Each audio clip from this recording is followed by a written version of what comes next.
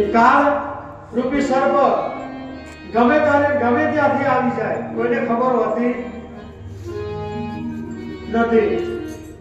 અને ત્રીજા નંબરની અંદર કામ સર્પ,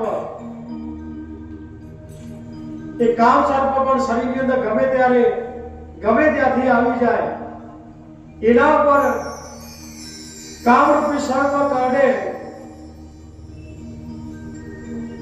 તો એને ઔષધિ કડવું પાન કરાવો તો જ એની અનુભૂતિ થાય, એટલે એ નાશ પામે છે.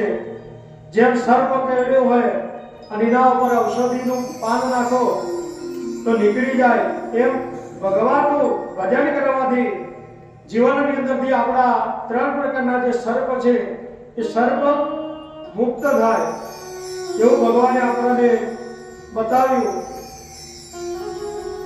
અહીંયા સુખદેવજી મહારાજ મંગલાચરણ કરે છે રાધાજીનું, અને શુદ્ધ પુરાણી બોલ્યા સૌરભ ગંગાના કિનારે ભગવાન સૃષ્ટિનું સર્જન પાલન અને વિસર્જન કઈ રીતે થાય, સર્જન પાલન અને વિસર્જન કરનારા પ્રભુનું ગ્રંથારોને સ્મરણ કરીને મંગલાચરણ કરવાનું સુખદેવજીને યાદ આવ્યું.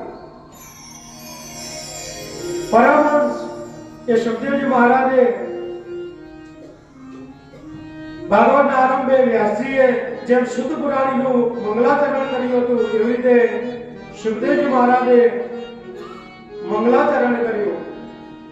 નમો નમસ્તે સદવૃષભાય સત્વદતાવી દુરકાર્દયાય મુહુયોગીના નિરતમાસે સહેન રાધોસા સદા વિભ્રમણે નમઃ. આ વાક્યથી સુખદેવજી મહારાજે ગુરુ દીક્ષા લઈ શ્રી રાધાજીને વંદન કર્યા છે. પોપટના સ્વરૂપની અંદર સુખદેવજી મહારાજ જ્યારે રાધે રાધે પુકારતા હતા અને એક વખતે યુગલ સરકાર ત્યાં રાધા કૃષ્ણ પધાર્યા. સુખદેવજી રાધે રાધે કરતા હતા જોઈ શુક એટલે પોપટ, અને આ કેવો પોપટ છે તો કે બોલતો પોપટ, અને જેને પહેલાથી શ્રી